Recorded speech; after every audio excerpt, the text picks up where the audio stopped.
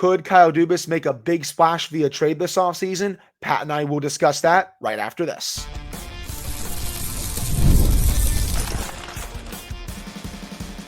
You're Locked On Penguins, your daily podcast on the Pittsburgh Penguins.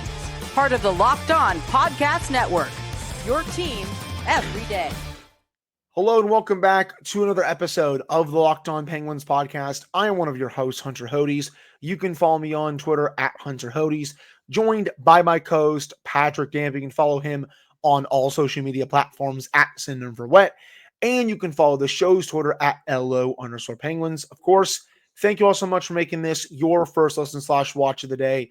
We are free and available on all platforms. Yes, people, I am back home, back in my home studio, have my wonderful mic here. It was nice getting away for a week, going to the beach, but it was also nice getting back home on Sunday after a week away, not going away for another month and a half, 2 months. So I'll be here in the studio for quite a while now, but got some nice color, Pat, got to go in the water. But again, it's nice being home, and we have a lot to get to for today's episode, starting with a couple of exclusive interviews that Kyle Dubas did over the weekend with Josh Yohe of The Athletic and Taylor Haase of DK Pittsburgh Sports. I want to focus on Taylor's article because I think she did a great job with this. If you're not following her and following her work especially, you're doing it wrong. She's one of the best Penguins reporters out there. We'll put the link to her story in the description box for our episode, both for audio and video. But there was one big quote that really stood out to me, Pat, during this interview. And Dubas told Taylor, I think we're going to look at younger players that maybe are blocked out elsewhere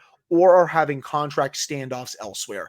This is when it comes to players that he's going to look to acquire over the offseason. And the main thing that's been in my thoughts since reading that quote is that he wants to make a splash for an RFA via trade and then sign that player long-term. We've discussed a few of those players already on the show, JJ Peterka, Marco Rossi, Bowen Byram. There's a whole bunch of others out there. Mason McTavish is an RFA, even though that one is more unlikely than those other three because we think the Ducks are going to pay him. But that's a player that still makes a lot of sense for the Penguins and a whole bunch of other teams as well. But it feels like to me he really wants to make a splash for that type of trade this offseason and sell off a couple of those future assets that he has. Remember, this team has a crap ton of draft picks these next few years. They have a better prospect pool, but still not nearly as good as a lot of other teams, but they still have a lot of picks. They have a lot of cap space. They can utilize that to go get a big name RFA player to trade for and then sign to a long-term contract. This isn't going to be an offer sheet situation or something like that, but that's been the main thing that's been really in my head over the last 48 hours ever since Taylor dropped that article. For sure. And you hinted at something there that I think a lot of people got to keep in mind is this isn't going to be like what the Blues did last summer with offer sheets, because we're not in that world anymore. The cap is going up. A lot of teams have the cap space to match offer sheets if they're signed by said players. So that's not, I know a lot of people are excited and think that this will be an off season full of offer sheets and all this stuff. And it might be, but the only drama you're probably going to get out of offer sheets this summer is they will be offered, they might be signed, but teams will match. Right. Because we're no longer in that world with a flat cap. There is a significant jump coming, and then there's significant jumps coming in the next 2 years. Now, if you're a team that wants to do RFA offer sheets, you're going to have to overpay. I mean, you're going to have to really give players way more than they're worth and back teams into a corner to where they're not going to want to pay that player that much. But at the end of the day, if you're doing that, you're only hurting your own situation via the cap. So I think this is exactly where Kyle Dubas is going to go, is he will probably target some teams that have RFAs that are just about to enter into arbitration, or they're at a standoff for whether it be a bridge deal or a long-term contract, and offer up a veteran, a couple picks, maybe a prospect, in order to get someone who that they can sign long-term. The biggest name is obviously Marco Rossi.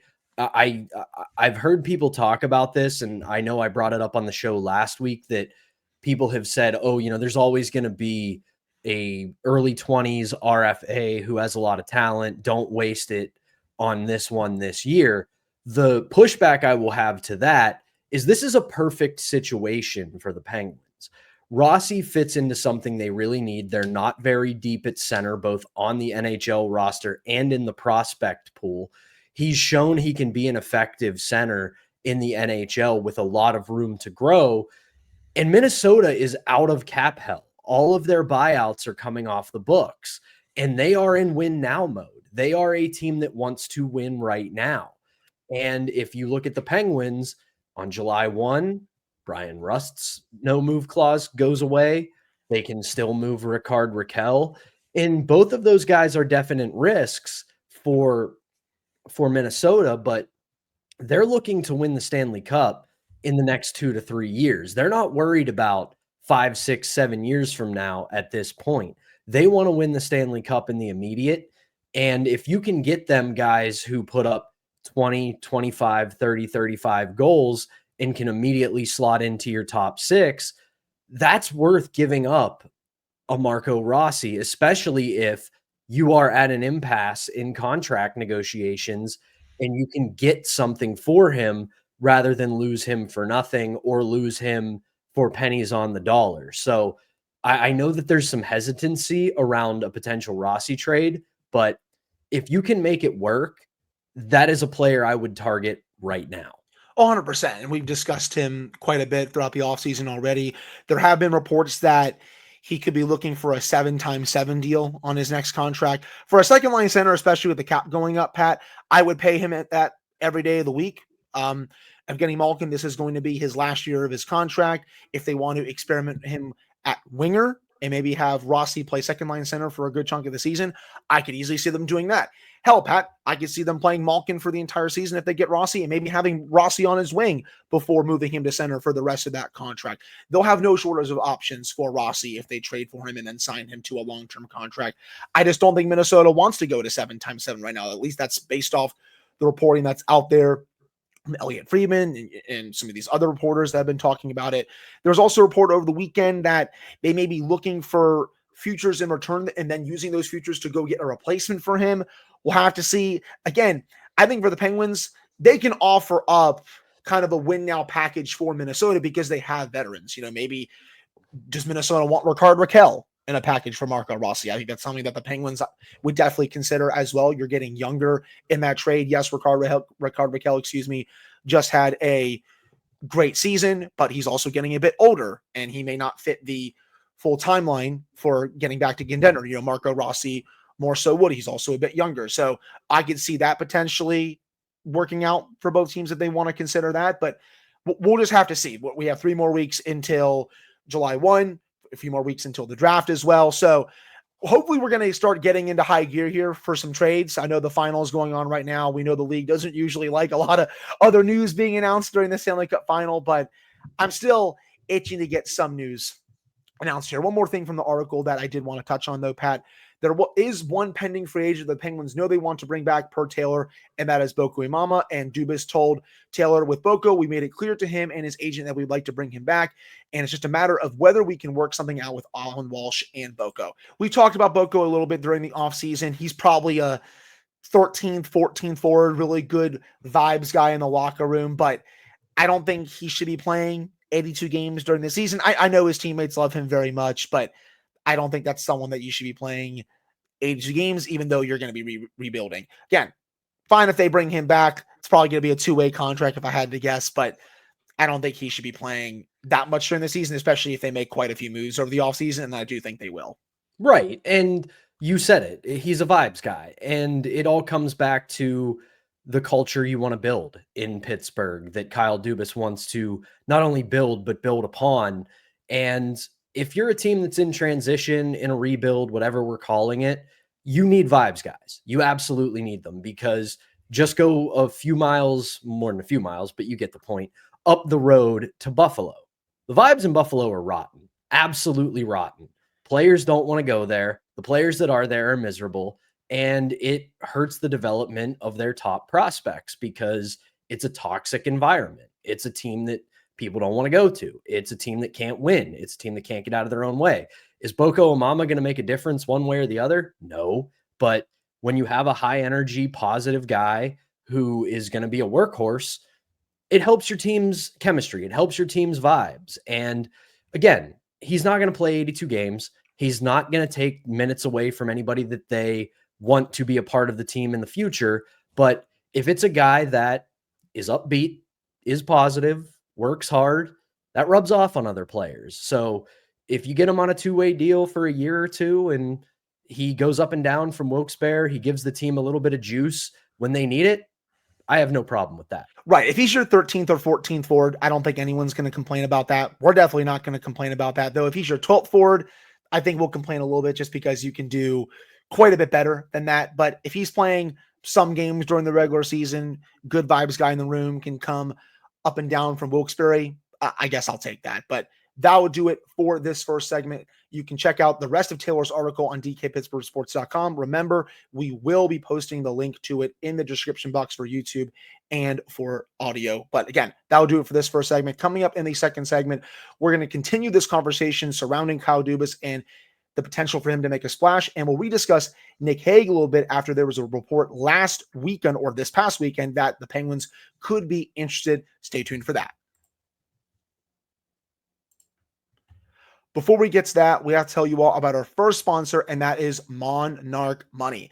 Ever check your bank account and wonder, where did all my money go? Between dining out, online shopping, and entertainment, it's easy to lose track, and that's where Monarch Money comes in, your personal CFO giving you full visibility and control over your finances. Monarch Money isn't just a budgeting app, it's a complete financial command center. You can track all your accounts, investments, and spending in one place, so you stop just managing your money and start building wealth.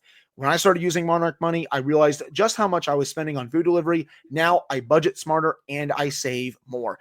Instead of juggling multiple apps, you can use Monarch to check your finances, track your spending, and even plan long-term goals. Managing money with your partner is smoother than ever. You can track shared and personal accounts, set goals, and stay on the same page without the stress.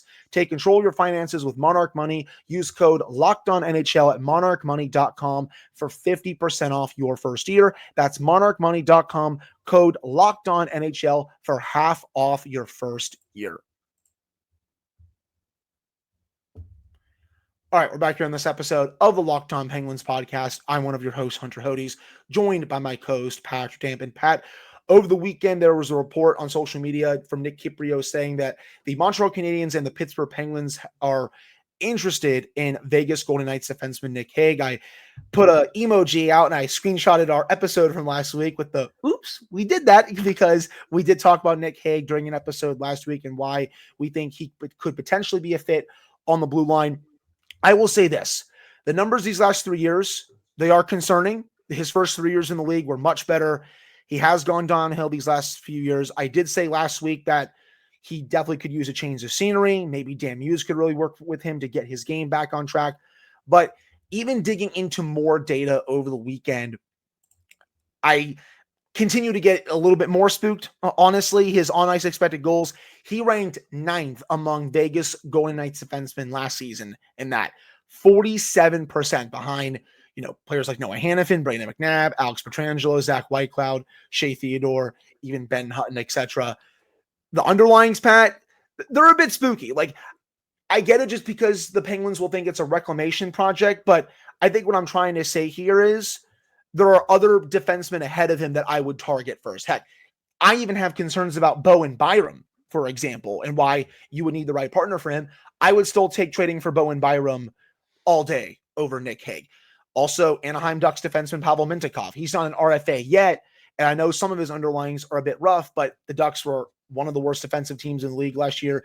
He has shown quite a few flashes in his first couple of years with the Ducks. If they want to move on from him, I would want Kyle Dubas to be all over him. He's still only 21 years old, very much coming into the league. Nick Hague, he's 26. Yeah, he's still a bit young, but he's also been in the NHL for 6 seasons. Mintyukov, it's only been 2. So that's someone that I would also very much go after if I'm Kyle Dubas, if you want to make a splash and go get a younger player that can help your blue line and all that. But going back to Nick Hague, as we talked about last week, Pat, it makes sense acquiring that as a younger piece, but there's a little bit more buyers beware right now than I had last week after digging into a little bit more of the data. I don't want to seem like a flip-flopper.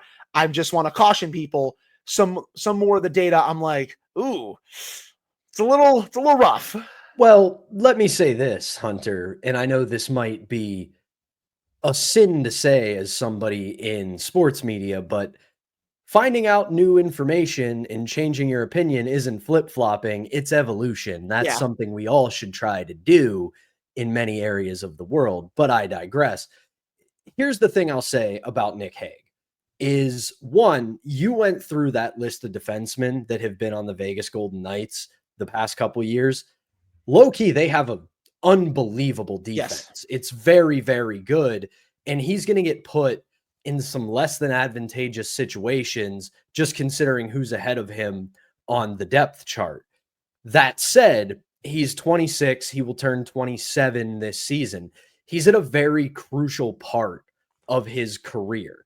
This is where you find out as a defenseman where you stand and what you are as a defenseman at the NHL level. We know this from watching hockey as long as a lot of us have. Defensemen take longer to develop. They take longer to go into their prime because it's an incredibly difficult position in the National Hockey League. You're up against great competition. A lot of the time, the game flows through you because you're retrieving the puck in the defensive zone. You're making the first breakout pass. You're making pinches. You're making decisions in the offensive zone that can lead to transitions the other way from your opposition. So it's a very difficult position to play. What I'll say about Nick Hague is I agree on buyer beware because those numbers are concerning. There's no two ways about it. And it shows it could potentially be a downward trend for a player who started off very promising. On the other hand, let's keep this in mind with the Penguins right now. Defense is a great need at the NHL level. However, they are starting to build up a nice stable of defensive prospects. You still have a lot of players who are going to make NHL debuts, who have had a cup of coffee in the NHL. You've got Harrison Brunick, Finn Harding. You've got Emil Piananemi. You also have Owen Pickering. These are a lot of players who, should their development continue the trend upward the way it has, you're building a pretty nice future defensive core.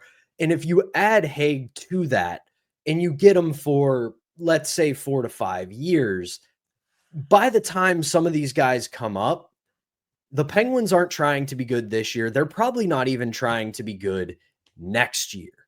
So by the time these guys hopefully develop and become usable, consistent NHL defensemen, add in you've got a coach who has done a really good job at developing defensemen, he could be in a third pairing role or a second pairing role, and you don't have to use him in high leverage situations. And he starts to become what he looked like early in his career, which is what he was, a second and third pairing defenseman.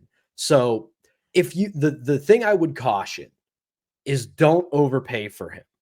If you're going to go get him, you know what Vegas is trying to do. They're going to try to make a big splash this summer like they always do, and they will sell players off for pennies on the dollar. If you can get in on a pennies on the dollar deal for a 26-year-old defenseman who's got some good NHL experience under his belt, and you can find a way to utilize him correctly, you make that deal. But if they're going to make you pay more than what you want, say thanks, but no thanks. I think they're probably going to be looking for a mid-round pick for him, something like that. But again, I get spooked that he might be looking for a 4 to 5 year term. If you give him, just throw this out there, 4 to 5 million per year, and he keeps that downward trend going, especially these last few years where he's not the same player that he used to be.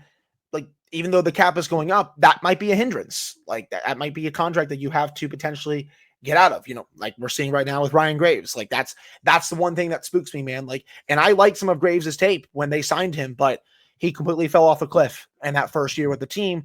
And now we're trying to come up with countless ways to get him off this team going into next season, just because he hasn't lived up to any expectations these last couple of seasons. So with Nick Hague, again, I liked his start, was really promising. These last few years, though, and I said this last week, it's a bit of a downward trend. He needs a change of scenery. There's the chance that he can get back to that level, but do the Penguins want to take that risk?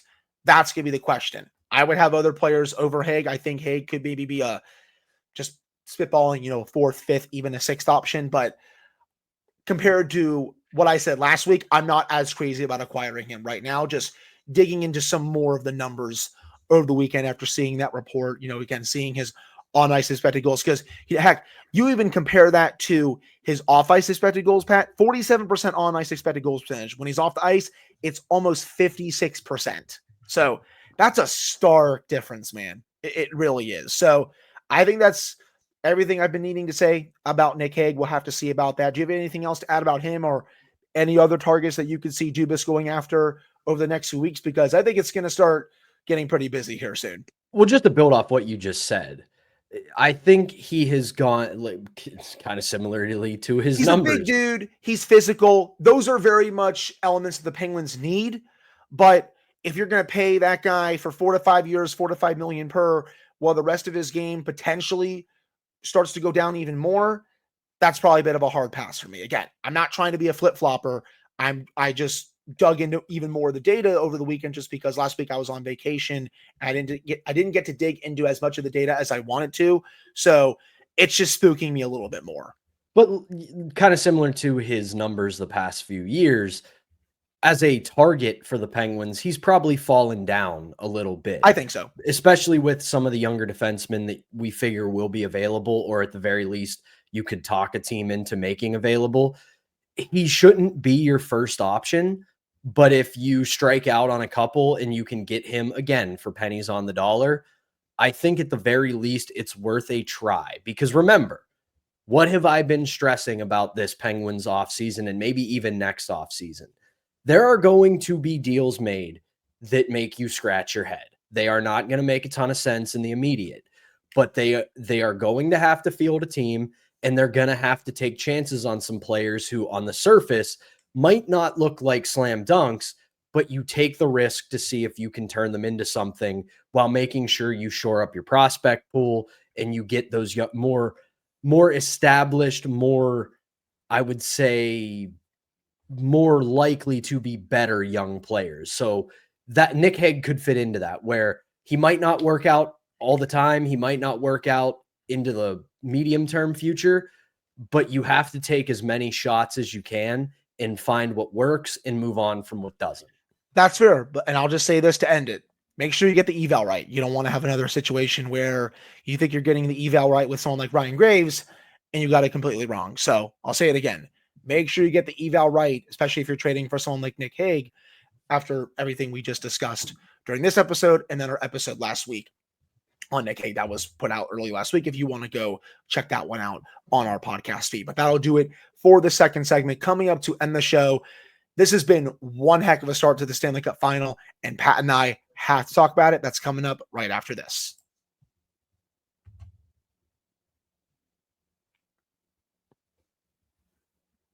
All right, we're back here on this episode of the Locked On Penguins podcast. I am one of your hosts, Hunter Hodes, joined by my co-host, Patrick Damp. And Pat, this might be the best start to a Stanley Cup Final in 10 plus years. Honestly, this has been electric hockey every single shift. There's no doubt that these are the best two teams in the league, and they are trading blow for blow every single shift. The Oilers are giving the Panthers everything they can handle. Connor McDavid is going God mode once again. He absolutely cooked Sasha Barkov and Aaron Ekblad in game 2. And it's like, dude, that's Sasha Barkov. That's the best defensive center in the league. And he turned him into a pylon. Just the way that he knifed around him, knifed around Ekblad. It was just ridiculous. Draisaitl is on another level right now. Evan Bouchard is playing crazy. For the Panthers, you have Sam Bennett being his ratty little self right around the net, just bumping into Stuart Skinner whenever he can. He doesn't care, man. He's going to get so much money once the season is over. It's going to be crazy. But this final is everything you want in a final and more. I will say this too, man. Watching these two teams, Penguins are still so far away from being even close to a contender like this. It's before I dive quickly into the Penguins, I will say this. If you are a diehard hockey fan and you have someone in your life who doesn't like hockey or doesn't understand why you like hockey, show them games 1 and 2 of this final, because they are everything that is great about this sport. I was talking about this with a coworker after game 1. This is a perfect encapsulation of why this game is so good, because neither team is sacrificing anything for something else. Both teams are playing extremely aggressively, offensively and defensively. Both goaltenders are playing very well. They're not sacrificing offense for defense. They're not sacrificing defense for offense. They are just two totally complete teams going head to head and giving the other all they can handle. There's physicality, there's speed, there's talent, there's offense, there's great defensive play, and none of it takes away from the other. Sam Bennett, I know he's going to get paid. He's lost the benefit of the doubt. There's a lot of accidentally on purpose. And that last one, that one wasn't his fault. He was tripped there. I'm sorry. Again, that one wasn't his fault. I said it. He's lost the benefit of the doubt. Like, I get it. It probably wasn't his fault, but golly gee, it happened again. What do you know? But I digress. As for the Penguins part of it, yeah, they're pretty far away. But again, this is why I like and am willing to let Kyle Dubas do what he wants to do. Because let's be honest, if they were to tear this all down and start over, they'd be even further away from what these two teams are. And you look at what both of these two teams have done over the past 5 or so years. They haven't done one specific thing. They didn't just try to build through paying a bunch of free agents, although Florida has done a good job of that, at least in the past 5 years. They pick and choose which ones they do. And then a lot of their other moves they make via trade. And that's what happens when you have a top 5 front office and a top 5 GM. Bill Zito very much is that dude. He knows what he's doing down there. Both teams have done all of it. They have homegrown talent that they have made sure has developed and become big time parts of their organization. They've made big trades when they need to make them. They've made big signings when they need to make them. And again, it shows that there is no one way to build a championship team. You have to be willing to be aggressive on the free agency market when it calls for it, aggressive on the trade market when you need it, and making sure that you have homegrown talent that can come up and be a big part of your organization. This is a perfect 2-game Stanley Cup Final so far. You need the high-end talent. It doesn't matter how you get it. It just matters that you get the high-end talent. And that's going to be, once the big guns are out here in Pittsburgh, Pat, that's going to be Kyle Dubas' biggest challenge. How do you get that next wave of high-end talent into this organization? Again, doesn't matter how you get it. It just matters that you do, because without the high-end talent, you're not going to be a Stanley Cup contender in this day and age in the NHL. But, you see instances where the Oilers are dominating play, and then the Panthers will punch right back, and the Oilers will punch right back, and then it'll be the Panthers again. It really is two very evenly matched teams just going right at it for the best trophy in sports. And what more could you want as a hockey fan? Connor and Leon, they're trying to break through. It might be their time, and you're going up against the champs. To be the best, you got to beat the best. And this has been everything I've wanted in a final and more. Again, this is probably the best final, at least the best start to a final I've seen in 10 plus years, if I'm being honest. This is hockey at its best. Both teams are running 4 lines. It's chippy. Both teams are playing well defensively. The goaltending has been really good. Shout out to Stuart Skinner. He's playing his tail off so far in these 2 games for the Oilers. Bob, he's let in a couple squeakers for the Panthers, but mostly he's been very good. And then both coaching staffs are doing a great job. Game 3 is tonight, and I can't wait to see what happens in the series now that it shifts to Sunrise in Florida. But that'll do it for today's episode of the Locked On Penguins podcast. Thank you all so much for taking the time to listen to / watch this episode. Pat and I will be back with another show for you all on Tuesday. Remember, we're daily throughout the rest of the month, and then the first couple weeks in July, and then we go down to 3 days a week starting in mid-July. It's going to get busy pretty quickly here, people. Dan Muse speaks to the media this week. We'll have our thoughts on what he said to the media once that happens on Wednesday.